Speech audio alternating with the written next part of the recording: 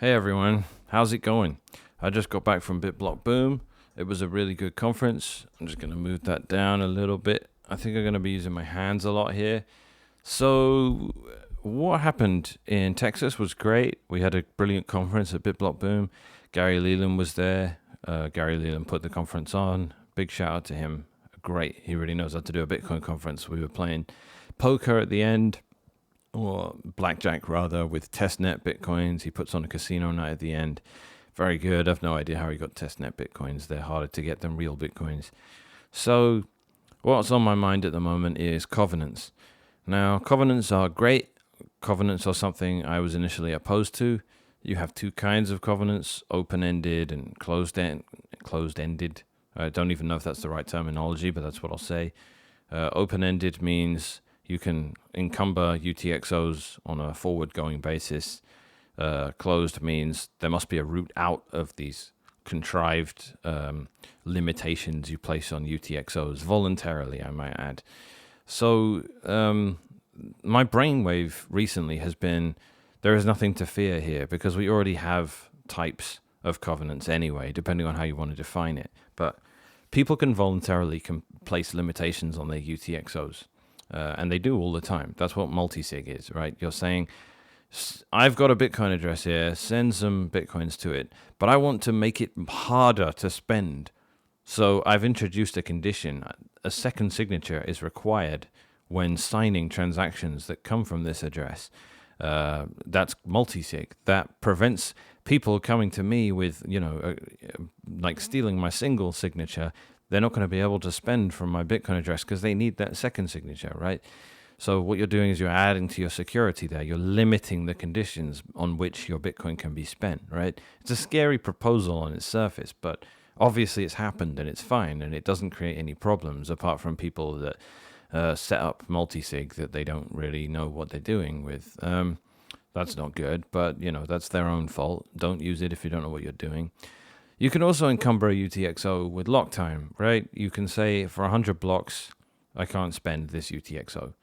That's great for creating a fidelity bond on join market, right? Because it's like a temporary proof of burn, right? You're saying, I've made a new identity. It's an anonymous identity. I want you to take me seriously. I want you not to screw around when I try and coordinate a coin join with you. I see that you've attached to this identity a locked UTXO, which can't be spent for another 12 months, and it's worth 2 whole Bitcoins. So you've locked up 2 whole Bitcoins. You've locked up, 54 grand worth of Bitcoin for 2 years to create this identity. I don't think you're going to screw around, because if you do, I'll just use the next guy. And if you want to keep being the next guy, you're going to have to lock up more and more Bitcoins in order to keep tricking me, in order to just waste a few seconds of my time. So fidelity bonds are a genius part of join market. And it's another way of encumbering a UTXO, right? So what CTV introduces, which is this soft fork that's basically what everyone that knows about it wants at the moment. If they don't want that, they want some of what it does via another proposal. But basically, everyone wants this at this point. It allows you to encumber a UTXO with a condition about what addresses you can spend to. What this means is, for example, you can put your entire stash at a Bitcoin address, but it's sitting at an address which isn't allowed to spend Bitcoins and send them anywhere else but an address you predefined. So if that means someone comes along and starts hitting you with a hammer and saying, give me your Bitcoins, you can say, I literally can't. I can only send them to this address over here. It's an emergency address. It belongs to my uncle who lives in Russia or something like that. And this can be totally true, right? And you can sit there and try and spend it and you won't be allowed, right? So it's not just plausible deniability, it's total bulletproof. Like, obviously they might be chopping your fingers off because they don't believe you, but whatever, it allows you to create that. And I think it also does some intelligent stuff too, saying, you can spend 5% of your stash to anywhere, but if you want to spend over 5% at any one time, then it has to go to this particular address, right? So genius things like that allow you to be very clever with your personal security, right? When it comes to your Bitcoin, this is fantastic. The concern that Andreas Antonopoulos was the one who sort of made this go public. Shinobi wrote an article on it, and then Andreas made a YouTube video saying, I don't understand this thing at all, and here's what might be bad about it, was about open-ended covenants, right? Where there would be a condition within the script that would say, not only are the Bitcoins that sit at this address only capable of being sent to this whitelisted address, but that whitelisted address must also have a condition about another whitelisted address that it would go from, and so on and so forth. So you can never get out of the covenant. So what happens is you send to address A, and you're only allowed to send to address B. You're not allowed to send to any other possible address. And address B also must have a similar condition about an address C, and so on and so forth. That's problematic, right? That was what Andreas was saying he was scared about, because governments can say, all right, we're not allowing exchanges to send Bitcoins to addresses that aren't encumbered with some sort of open-ended covenants like this. Maybe I'm using open and closed in the wrong way here, because I'm kind of confusing my own intuition. I'm saying open-ended covenants where I'm saying there is no end to it, but perhaps it'll be more intuitive if I called them closed, because once you enter into them, you can't get out. Open would be what CTV does, where it says you can't encumber a UTXO with conditions about what addresses you can spend to unless you specify a way in which they can be released from this type of limitation or restriction. And that's what CTV does. And it does some other cool stuff too. If you want to watch a really confusing video about it that leaves you feeling with more questions than answers, watch Stefan Lavara's talk with Jeremy do I mean Jeremy Rubin? I think I mean Jeremy Rubin. Yeah, I mean Jeremy Rubin. Watch that talk, and he explains a bunch of the use cases. Unfortunately, he's a very clever guy, and I love his proposal, but he doesn't explain it in a way that makes it super compelling, which is why it's been so long in the works before this thing got any sort of grassroots traction. But yeah, CTV is a game changer, right? Because when you combine it with other things like checksig from Stack, you create a condition whereby Lightning can actually scale. Now, here's my beef with, here's why I have the perspective I have in Bitcoin at the moment, and I'm going to criticize other people that don't share it, because people are fucking up really bad. We need to upgrade Bitcoin. Bitcoin needs constant upgrades to survive or to scale, and it's currently extremely limited with what it can offer. It's basically running at max capacity at the moment with a few million people around the world. Let's be honest. How many people are transacting real Bitcoin every day and using it properly? And I don't mean maybe 90% of the people that are kind of into Bitcoin just have a stash and that's it. And they leave it on Coinbase or GBTC or whatever. They're barely even using it, right? And they're going to make up a big percentage of it. So what percentage of people are actually using it? And I don't even mean El Salvadoran citizens, right, who are all using custodial Lightning and, everyone using Jack Mallers' Strike and all that stuff. None of this is really using Bitcoin, right? I mean people are using it, doing transactions, several transactions a week, to pay bills, to get by, to do things. I'd wager there's tens of thousands of those people in the world at most, maybe hundreds of thousands, and Bitcoin's running flat out, right, at that. And if we want people to be able to use it in a non-custodial way, which is the dream, and not just the dream, but also completely necessary if we don't want to be fucked, we have tens of thousands of users. We're going to have billions of users. All those users, so we're talking about scaling by a factor of 10,000, right? No, sorry, 100,000. Not easy to do. And we're just guaranteed for Bitcoin to lose all of its wonderful properties if we don't get way ahead of this thing and start thinking about how we're going to scale and make sure the properties of censorship resistance and unconfiscatability and speed and cheapness and all those wonderful things about Bitcoin remain possible when a billion people are using it for 99% of those billion. Because Bitcoin can be most of those qualities apart from cheap today, but only for very, very rich people. Bitcoin only scales if you're incredibly rich. For everyone else, they're going to have to compromise, right? If it costs you hundreds of dollars to open a Lightning channel, that basically puts 90% of the planet out of the loop. And that Lightning channel is just so they could avoid paying layer 1 transaction fees. So they can't even afford to pay the fee to not, in order to escape the transaction fees, because just one of those fees is already ruinous. And Lightning itself barely scales, right? We have this constant need to update the transaction history between two channels.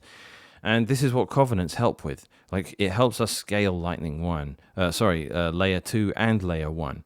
So that database I'm just mentioning, where you need to maintain it in order to prevent your counterparty from closing the channel state in an old state. You need to know all the old states. So without making a meal out of it, that was a different soft fork proposal called APO, any prev out, which was a new type of SIG hash, which said you could predefine a script with no input in it, and those can be made on the fly after the fact. And this unlocks Lightning in a fantastic way, but people are now saying it's kind of an ugly way to do it, actually, and we can do it better. So people were loving APO for that Lightning upgrade I was just talking about.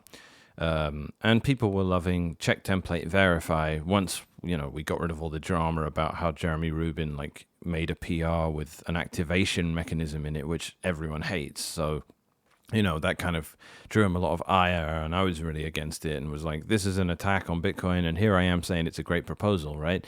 So all respect to him where it's due. He did a great job, and he made a great proposal, and we had to kind of treat it as an attack, and I'm sorry. And I said to him at the time, I'm sorry we're treating this thing as an attack. I would much rather us do a tried and true, a demonstration of how we would resist a controversial soft fork against a soft fork I didn't actually like. Because I do like CTV. I even liked it back then. I just didn't like it being bundled with Speedy Trial.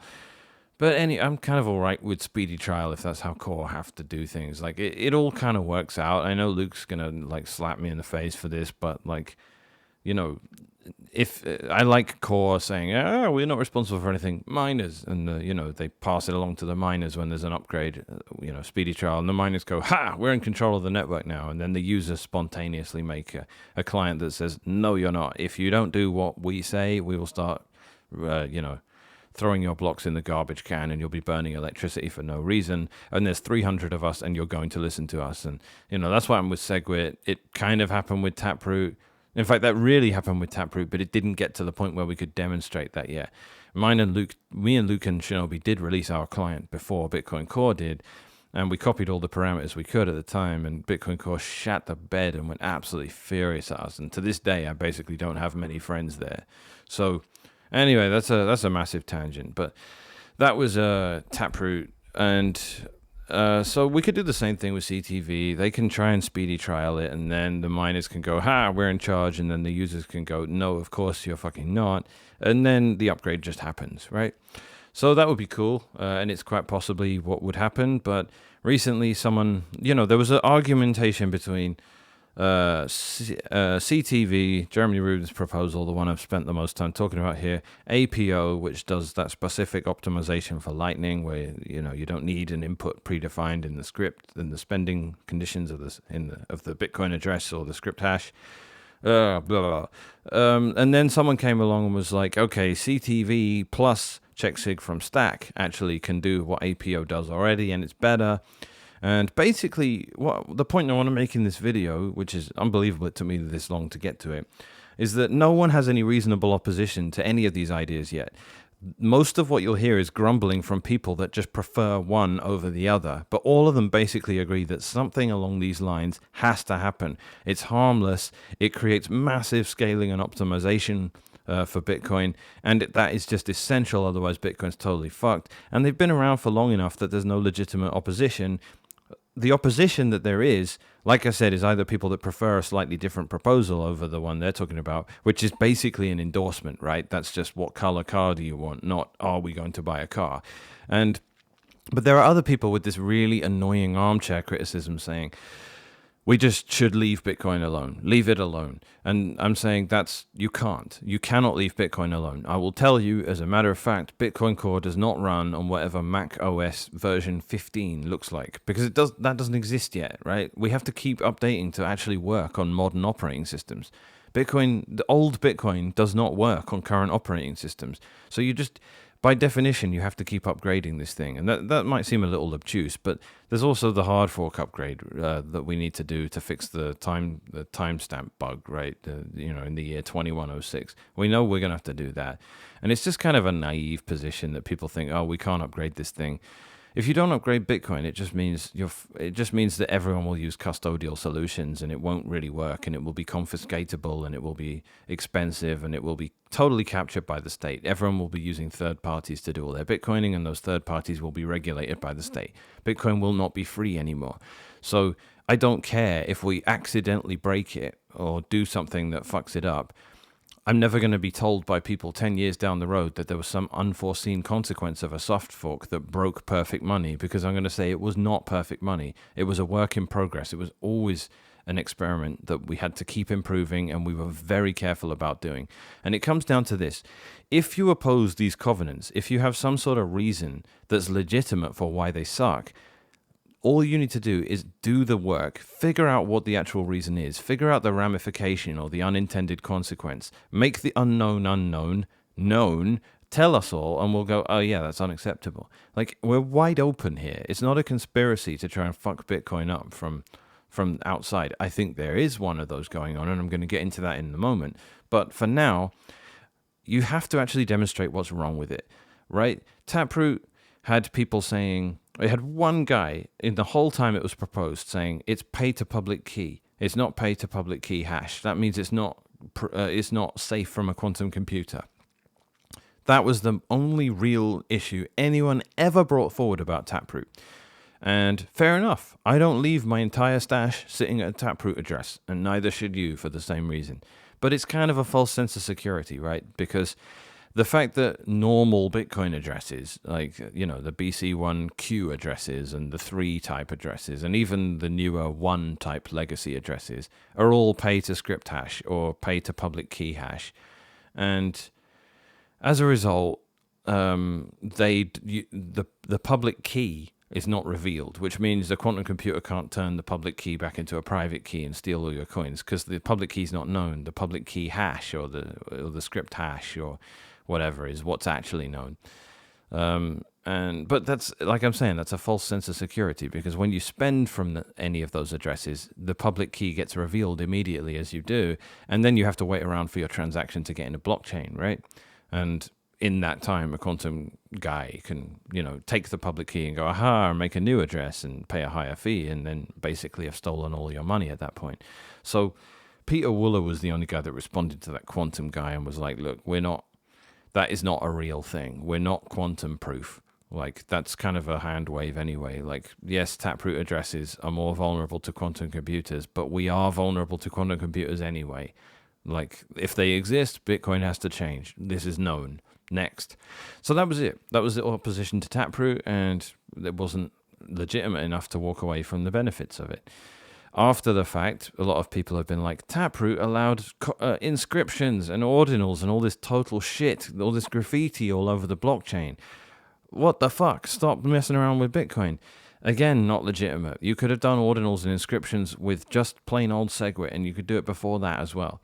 In fact, you could even do it using op return, to be honest. You won't be able to get your transaction relayed around the network because it violates the standard default relay policies, but it doesn't violate the rules of what can go inside a block. So all you would need is a back channel to a miner, and to get them to pay them out of band to construct a transaction that contains all this garbage data. And when they publish that block, even though the transaction, I'm going to call it, would not be relayed by the network will still accept a block that contains that transaction, right? So we're talking about relay policy as opposed to what's acceptable inside a block. They're different. And that's exactly how ordinals and inscriptions started anyway. Though it was a private agreement between Luxor pool, much to the shame of that pool that they did that, and they're everyone's favorite pool, and I don't know why. They did that privately with, what's his name, Rotti Maxi or something. They created this giant block that just had one fucking transaction in it that was a JPEG, and that was not a transaction that they made and relayed around the network like normal. They made a private agreement with Luxor to fill up a block with this bullshit. And then that was it. That was the first ordinal or inscription. It had nothing to do with Taproot. I mean, yes, all right, they used Taproot because there's a bit more space available, but they could have used exactly the same mechanism they used there, an out of band transaction, to just use SegWit or to, and you're taking advantage of the witness discount as well. So it's not even, you're not even disincentivized all that heavily. So all that is to say, none of the criticism about Taproot was legitimate. Some people are crying and saying, leave Bitcoin alone, SegWit was a psyop, etc. It wasn't. You need Lightning, you need scaling tech, otherwise Bitcoin's fucked. It just becomes confiscatable like gold again. The problem with gold is it sucks as a medium of exchange, which means you're always going to end up in a situation where it's confiscatable, because you're going to leave it with third parties who do the job of creating it, turning it into a medium of exchange. We'll keep your gold, we'll handle security, we will give you paper, the paper is redeemable for gold, you're able to exchange it. Oh look, we've just confiscated all of your gold. That is exactly what will just happen with Bitcoin if it's not practical as a medium of exchange.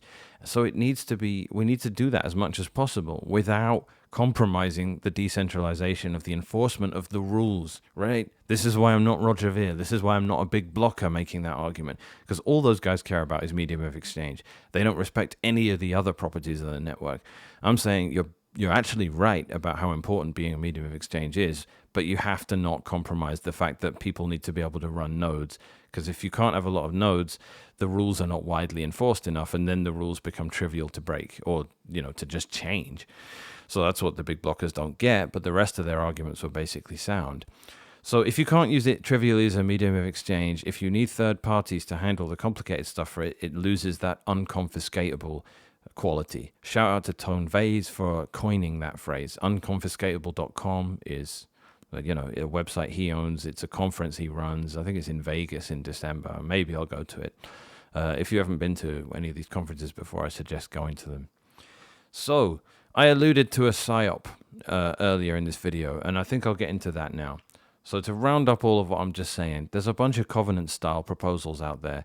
Eventually, very recently, as of about 5 days ago, someone came out with, hey, I got a better idea than CTV or APO, or CTV and checksig from stack, which makes APO redundant. All of these sort of things with very technical trade-offs and subtle optimizations and, compromises that I don't quite understand. Someone came out with a new one and said, I've got it. I've got all of the best qualities of both of them, the one everyone likes, and without doing either of them. We do TX hash and checksig from stack. And as far as I can tell, everyone's like, this is beautiful. It gives us the best of APO. It gives us the best of CTV. Let's do it. So that's where we're at with that at the moment. And it's great. And fucking no one is talking about it because everyone is talking about Drivechain instead. And Drivechain is totally fucking stupid. Cannot stand it. There is nothing good about Drivechain whatsoever. And it's all anyone talks about because this one guy, Paul Stork, who's behind it and seems to be in cahoots with Roger Ver and all the old big blockers, like trying to put miners in a more powerful position, which we know from every part of Bitcoin's history is the biggest mistake. The more power miners have, the more they will abuse it and the more problems they will create for Bitcoin. So Drivechain, I can't be bothered to go into detail. I think this video's got enough of that anyway. I might have overwhelmed with information as it is, and I'm also not that well versed on it, but I've had a few eureka moments on Drivechain, and as much as I'd like to explain it eloquently like I usually am pretty able to do on this channel, in this case I'm going to summarize it by just saying Drivechain is a method by which you can create shitcoins on top of Bitcoin for supposedly the reason of shitcoins are going to kill Bitcoin by existing. Therefore, we need to incorporate shitcoins on the Bitcoin network. And therefore, we no longer run the risk of losing ground to a shitcoin. At this point, every Drivechain proponent is saying, that's not the real reason we want Drivechain. You're doing a straw man. And I'm saying, okay, what is the real reason then? Because all I ever see you guys do is talk about how none of our concerns about the trade-offs are valid instead of actually talking about what they might do. And I mean, I'm going to get a lot of hate for this, but they don't seem to do anything that I particularly want. And the fact that you'll put miners in a position where they need to run the infrastructure to verify what's going on the drive chain or trust other miners that do just is a centralizing coercive energy that will exist in the mining space that we could fucking do without in the current circumstances, given that 33% of the hash rate is at Foundry, which is a totally KYC'd pool, by the way, and another 20 odd percent is at Ant Pool, giving them a combined 51%, by the way, which is not, a cause for concern. That's a guarantee for network disruption, and we're just, by the grace of God, it's actually somehow still all right. But the idea that these pools are even as low as they might appear to be is probably nonsense, right? They know that they'll lose hash rate if they ever approach 40%, 45%. So they just stash their hash rate in other pools, right? And then they can still do their disruptive attacks when they want. They're careful to maintain an average that makes it people just kind of turn a blind eye. So I'm sure there's 51% attacks going on at the moment. Other pools are having just weirdly bad luck and not really understanding why. Because it's very easy to do that. The block withholding attack only needs 33%, and Foundry already has that. So we know what those attacks look like, and you can do them far more reliably if you have anything greater than what you're reporting. So you've got like blog posts going up about people using Brains Pool and saying, I did my calculations, I should have earned this much, I only earned this much, I'm abandoning Brains, I'm going to some other pool. And basically there's about 11 pools doing everything at the moment. And, and people that think they're Bitcoin mining are really just hashing while someone else constructs the block template for them. Someone else is running a node and connected to the network on their behalf. We're talking about 11 mega nodes. Those are the people running those 11 pools, and they basically control everything. In theory, hashers can just switch from one pool to another if they do anything egregious, but people have to notice that, and people have to care. Half of the time, these mining pools are run by, the biggest contribution to their hash rate is publicly owned mining farms. And those guys don't give a fuck about the health of Bitcoin network in a long-term basis. They just want each quarter to work out well. So they mine with the pool that gives them the most regular income and the best returns. They're not about to switch to Brains Pool on principle because Foundry's getting too large and suffer like an 18% deficit in what they expect in their revenue from mining that quarter. No fucking way is any publicly traded company going to do that. And they're the biggest miners at this point. This bad state, guys. But I mean, I'm going to do more videos on mining because actually there's some energy in that space at the moment where things are actually looking to get a lot better, and I'm excited to start talking about it. But so you got these Drivechain guys, right? And they're putting miners in a position where if they increase the burden of what they have to do, the bandwidth, the technical requirements, in theory they've got to run 256 nodes, I'll call it, Drivechain nodes, to verify what's going on these various shitcoins that are sitting on top of the Bitcoin network. Like, to use the word, Paul himself described them as parasites. And he said, he used the word parasite in an analogy. He was saying parasites, it's not in their interest to kill their host, right? But it's interesting that he would still acknowledge that these things are parasitic to Bitcoin. And of course, a parasite can kill its host. It's just not great if it does, but it can happen. Like, it will, if they're both starving, the parasite isn't going to make it any easier for the host by eating what it can. And it's not going to take its own life just so the host can live, right? So, good. There's a pretty decent analogy, even if, he maybe misspoke and didn't mean to make such an apt analogy. So anyway, Luke came out and said, hey, everyone, I've got a new proposal. Like, I've got a new thing I'm working on. It's going to be great. And then he also, created a pull request for Drivechain because Luke is, he's a dev. People pay him to develop, and he wrote a pull request. And, everyone was like, what? Luke's working on Drivechain? So then he came along and went, guys, the thing I said I was excited about that I'm working on is not Drivechain. It's something else. That needed clarity. And of course, Paul jumped on it and was like, yeah, Luke is working with us. He's a genius. And made it appear as though Luke's announcement was that. And then Luke had to come out and say, guys, it's not Drivechain. And you'd be nuts to use Drivechain with mining as centralized as it is. Luke likes Drivechain more than I do. And he thinks it's just absolutely don't do it. And also, Drivechain is never going to get consensus because there are far too many people that hate it. As a matter of fact, no one likes it except Paul Stork, a bunch of his fanboys none of them are Bitcoiners I respect, and Adam Back. Now, obviously, Adam Back is a fucking legend, and I'm going to respect that guy. He's my elder. He's mentioned in the white paper by name because he invented a part of the tech that Bitcoin is. He's just an absolute legend and a cypherpunk he's a royalty in the cypherpunk world, and he deserves to be. So I'm not going to sit here and disrespect him.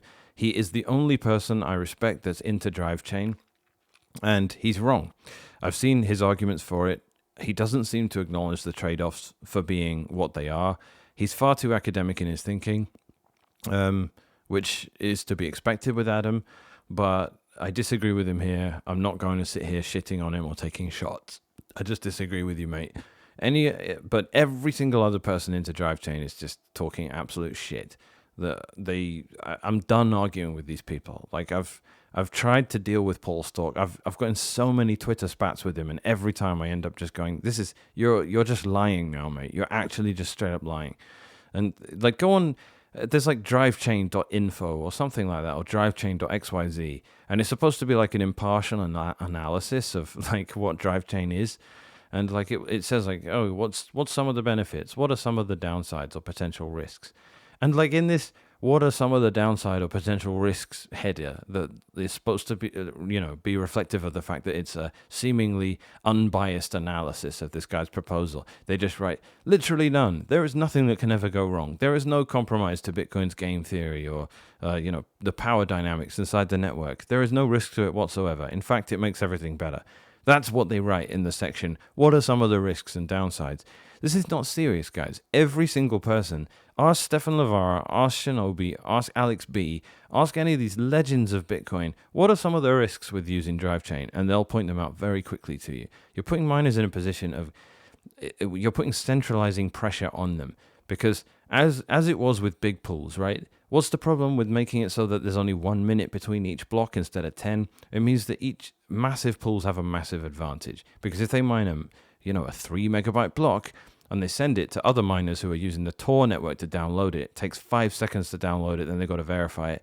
The big pool that found the block has a 5-second head start on finding the next one in a race that lasts on average 1 minute. That's an enormous advantage. That's too big. And what does that mean? It means the smaller miners go, I give up. I'm just going to mine with a bigger pool because I get more regular blocks. I get more regular income. I get more income. That being the case, you create centralizing pressure inside the Bitcoin mining part of the ecosystem. Problem.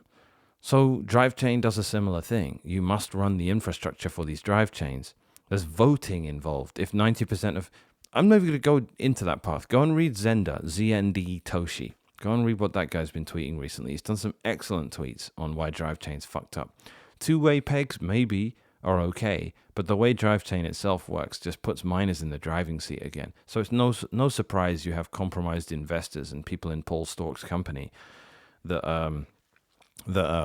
have history being B cachers, big blockers, and people that basically want to put miners in control of the whole network and aren't happy with the power dynamic of nodes being the final arbiter of the rules rather than the miners. People think the miners set the rules of the network. They don't. They obey the rules of the network as enforced by the nodes. I've said this too many times on this channel. You don't need to hear it again. The reason I think... Zoom way out. Pause. New paragraph. The reason I think Drivechains are a psyop is because Paul Stork keeps saying, if we can't get Drivechain in, then that's it. I guess Bitcoin's ossified. We need to try it anyway. All Softforks are kind of controversial anyway. This is pure sophistry, right? SegWit was not controversial. It wasn't controversial amongst Bitcoiners, and you might laugh at me for saying that if you're a Bcacher. But if you are a Bcacher, what are you doing watching my channel? The Bcash was not a legitimate approach to scaling Bitcoin. It was a stupid idea. Every single developer or person or community member that supported it forked off and became a Bcacher.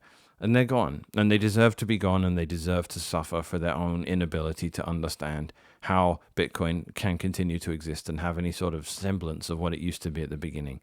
These people don't get it at all. They refuse to accept reality that you can't have a system that works one way with a few hundred, a few thousand users, and then just keep making blocks bigger to allow for a greater and greater amount of people to use it so that it maintains the same cheapness and not care about other elements of the ecosystem that you degrade, right? And these same people are who are behind Drivechain. They're the investors. They don't care. They think miners should be the ones that decide all this stuff. They shouldn't. Miners are simple security guards. They are not the nightclub. They are not the office. They are not the White House. They are guarding all of those things, right? The White House, the executive branch, all that stuff is the nodes. So the fact that Paul is turning around and saying, okay, we're going to ossify then, I guess, because no one will merge this controversial soft fork, and all soft forks are kind of controversial. No, SegWit wasn't controversial among anyone that knew what they were doing. It was a fix for transaction malleability that allowed Lightning. That's all. It got caught up as a political football in the scaling debate. Bcashers targeted it, and they were egged on by Jihan Wu, who was grinding, who was using ASIC boost covertly, and SegWit broke that. None of these are reasonable reasons to oppose it, so that's why it still happened. Taproot was not controversial. That's why it happened. And these covenant proposals are not controversial either. They will happen too, because no one has a good reason for opposing them, so they're just going to happen. Drivechain is not controversial. It's not controversial. Everyone dislikes it, apart from Paul, his fanboys, heads, and Adam Back. That's not good enough. That isn't controversial. That's dead. That is not happening. So the fact that it's being characterized as something that needs to proceed anyway, amidst all the controversy, because, hey, controversy is to be expected, it's a lie. It's a mischaracterization of how this thing is being received by the community. Soft forks require consensus. You do not have consensus. You don't even have remote popularity. No one wants this thing. That's not controversy. That's dead. It's very different. And to characterize it as that, and then describe it sets the stage for us describing future soft forks, which are things people oppose out of pure inertia or lack of understanding and abundance of caution, like CTV, like APO. People will oppose those things because they don't understand them, and they'll be honest about that. They'll say, look, I don't want to advocate for a change in Bitcoin that I don't really understand because I might break it, right? That's fair enough. But at the end of the day, you have to know that isn't a valid reason in and of itself. Eventually, if you're going to have an opinion on this stuff, you need to be able to learn what it is and what it does and advocate for the position you want. There are people that want these things. And if you can come to them and say, here's why you shouldn't want it. If they turn around and say, here's the flaw in your thinking, you need to listen to them if they're legitimate. If they ignore you, then they're charlatans, and then you need to say, this person deserves no respect. They cannot be trusted. Their reputation's in the toilet now. That's what's happened with Drivechain. Or they listen to what you say because they are a worthy person of respect. They are someone high up in the community for a good reason. They hadn't thought of your objection before, and they say, good point, we shouldn't do this. All three of those are a possibility, and they're what you're looking for in any soft fork proposal. So when you look at CTV, you're saying, this works. I've tried. I haven't managed to come up with an issue with it. The initial reaction I had, the gut reaction about just change being bad when I didn't understand it, I understand that's not a valid reason to oppose something. And I forget what point 2 was, but point 2 is when they ignore you when you come up with valid objections, right? So you've got objection out of inertia. You've got objection when you're informed and the person pushing for it doesn't listen to you. And then you've got informed objection where they do listen to you, right? Those are the three situations that can happen with a soft fork proposal. So with all the covenants, it starts, everyone is still here, right? Everyone is saying, I don't understand what these do. Therefore, I'm not going to, I'm either opposed to it on principle because leave my money alone, or I'm just neutral on it. I'm not going to have a position. I'm not going to talk against it, but I'm not going to support it either, which means it's probably not going to happen because I don't support it yet. You have the other one, which is, you have a scenario 2, which is, I've found an issue with this. Can someone comfort me? Can someone point out why I'm wrong in my thinking? Because it seems to me that there's this compromise to mining incentives or to governments forcing everyone to encumber UTXOs forever and perpetual covenants and things like that. You know, when it came to covenants and people were saying, what if we encumber UTXOs forever with these, whitelist addresses? Everyone said, Here's why that's not a real concern, right? Because it's already basically possible with multi-sig. It becomes a bit more practical with covenants, but it's not that much of a concern. Fair enough, good point, but we think the trade-off is worth it. We don't think it's actually going to happen. That's a reasonable response. That's why you move on to step 3 and you say, I forget what it is at this point. But number 2 was where we got to with Drivechain. It starts with, I don't understand this thing. I'm not going to support it out of principle. I don't know what to make of it. You progress to, oh, this thing seems to have some really bad downsides. Let's start some discussion. But you're not met with, here's why we disagree, actually. We do acknowledge the risk of it, but we think it will be okay given this, that, and the other. Drivechainers don't do that. They just pretend there are no issues whatsoever and no trade-offs, which brings us right back to block size war. And it's annoying. It's annoying to deal with these people. And then you don't go anywhere after that. You say, okay, your proposal's dead. We can't take you guys seriously. Oh, yeah. Number 3 was the actual proponents of the proposal go, yeah, your concern is valid and we never thought of it. All right, we need to go back to the drawing board. That never happened with covenants. And it could have because step 2 didn't go wrong, right? So covenants are proposed. We don't understand them. Okay, we do understand them. There's this potential issue. Okay, that potential issue has been addressed. We know what to expect. We consider it a worthwhile trade-off. We are informed. We are going to do this anyway. That's what happened. With Drivechain, we don't get to progress to, okay, now we're all about this. We're going to do this upgrade. We don't get to go there because number 2, until someone sits here and says, all right, maybe miner voting is not the way to go here. Maybe creating all these perverse incentives for miners is going to create unpredictable damage. Maybe it's not worth the trade-off, which, by the way, is for a benefit that's pretty dubious anyway. Fuck this. We're done with this change. But the trouble is people build these soft fork ideas and they build companies on top of these, they build companies that operate based on an assumption that Bitcoin will be upgraded in the way they're trying to upgrade it. So if they, like Jeremy Rubin built Sapio, his company that needed CTV to be active on the network, and it still isn't, right? So I don't know exactly what people expect there, but it does kind of mean that does fuck up their incentives a little bit, but it doesn't mean the proposal's actually bad. So this is why I'm saying psyop, because he's framing the whole thing as, oh, it's just a controversial proposal and all soft forks are controversial. No, they're not. Not all of them are controversial. Some of them are totally reasonable, and the opposition to them is unreasonable, and you can hash it out, no pun intended, and then you can get to a conclusion where the entire reasonable community is saying, all right, do it. Other times the controversy results in, oh, this is a mistake, we shouldn't do this, and it's done, and it's over. And I'm not saying it's perfect, because SegWit did this ugly thing that I really don't like, which is the witness discount. And I would have, if I knew more at the time, I would have opposed that element of it, and I didn't. And that got missed by the community, right? So that brings you back to step 1, which is all the what if something goes wrong and no one catches it? Well, you need to go out there and catch it, is basically the argument for that. Bitcoin is going to upgrade. It has to, otherwise it's just not viable for, it's just gold 2.0, which is just going to absolutely suck. So the Drivechain guys are driving me mad because all there is on Twitter is people arguing about Drivechain, which means it's never going to happen because you need consensus, and all of the valid concerns of people out there are valid and they're not going to go away, and that means they're going to oppose and oppose and oppose it. And Paul Stork paid Peter Todd to do an analysis of it, and Peter Todd came to the conclusion that it's shit, which was really funny because everyone thought, oh, well, he's going to come out in favor of it because he's getting money from the author, and he didn't. Peter Todd thinks it's crap. So, the idea that these very respected Bitcoiners who have the financial incentive to actually be in favor of the thing, or at least one financial incentive, because they don't want to fuck up Bitcoin because they also own a lot of Bitcoin, so they're financially incentivized not to push faulty proposals.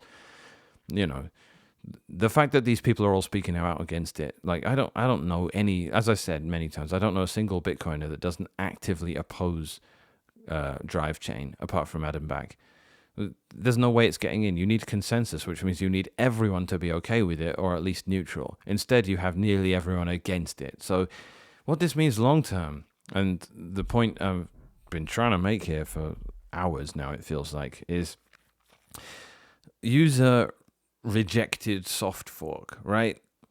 How was SegWit activated? By a user activated soft fork. Now, people argue about what that means, but basically it means the nodes operated with a new set of rules where they said, miners, you have been tasked with activating this soft fork on the network. If you don't do it, your blocks will be rejected. That's why we call it user activated rather than miner activated, though it's users forcing the miners to activate the miner activated soft fork, which is a bit of a mouthful, but it's user enforced miner activated soft fork. So it's UAMASF, which is not as catchy as UASF, right? United Air States Force. So you have this mechanism whereby nodes are forcing miners to activate a proposal because you need an objective start for when the activation actually happens. And you can't do that via just users upgrading their nodes. You need an actual block height where everything happens, because that's, the TikTok of Bitcoin is when blocks are found, and you need an objective start height for when a proposal becomes active. So you need miners to coordinate the thing for you, but you don't want them. You just want them to say, all right, we'll do it this week instead of next week. You don't want them to say, we might not do it at all. So that's why the UASF thing happens. So URSF, user rejected soft fork. What does that mean? It means miners have colluded because Drivechains sound kind of good to them, especially the big ones. They can run all the additional infrastructure. They can enforce all the new rules. They can verify what goes on these shitcoins. And they can make more money as a result, and they can bully the little guys, and who cares? We're all publicly traded companies at this point. Like we have any interest in, mere Bitcoin fees and mere subsidy, which is about to half again in a few months. Fuck it. We support this thing. We will do a miner activated soft fork. The nodes won't enforce it, but they won't stop it from happening either. There will be a new rule set on the network because it's a soft fork, right? And you can't prevent other people from soft forking. But when miners soft fork without user consent, without nodes enforcing the rules which they are adding, that is called a 51% attack. And if that happens, we have to actively reject what they are doing in order to force them to stop doing it. That is being branded URSF. Now, URSF is an organic thing that will happen should miners decide to attack the network like this, and they are financially incentivized to do it, and Truthcoin, Paul Stork, the Drivechainers are egging them on to do it. They are saying, if you don't want it, it's going to happen anyway. Miners want it, so fuck you. There's nothing you can do about it. The trouble is, this is kind of PSYOP territory at this point, and it worries me because once we do URSF against something that's branded merely a controversial soft fork, everyone's going to go, that's it, no upgrades are possible anymore, because we've seen a URSF in action. We've seen a small group try to upgrade the network, or even they'll brand it, a majority have tried to upgrade the network, and a small group stopped them from doing it. Yada, yada, yada. Upgrades on Bitcoin are no longer possible. Covenants are controversial, just like Drivechain. No one even bothered trying. Energy goes, it's all gone. So we don't want to set a precedent for blocking soft forks, because we don't want to set a precedent that soft forks should even be attempted without consensus, which is what they're trying to do. All this is doing is setting awful precedent and making,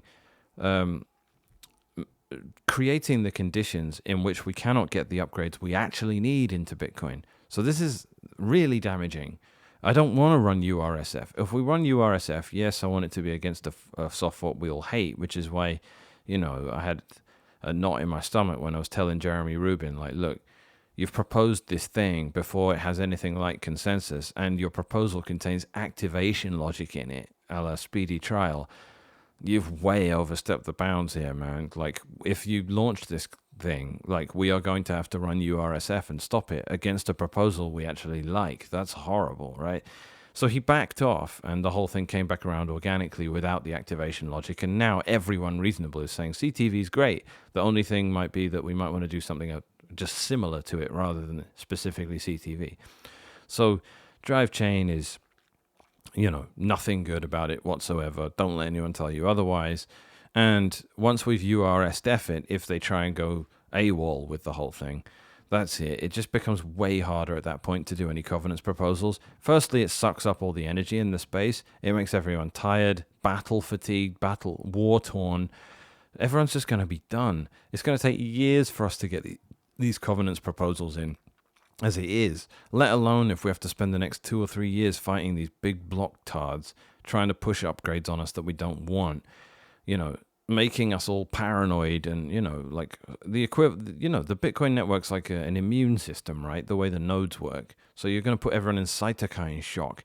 Imagine trying to you know, to get through and advocate for a proposal that helps scale Lightning that is totally innocuous and harmless otherwise, in an environment where you have people running URSF nodes trying to like cut the head off top level miners again and mining pools because they're trying to force you know, malicious upgrades on the network.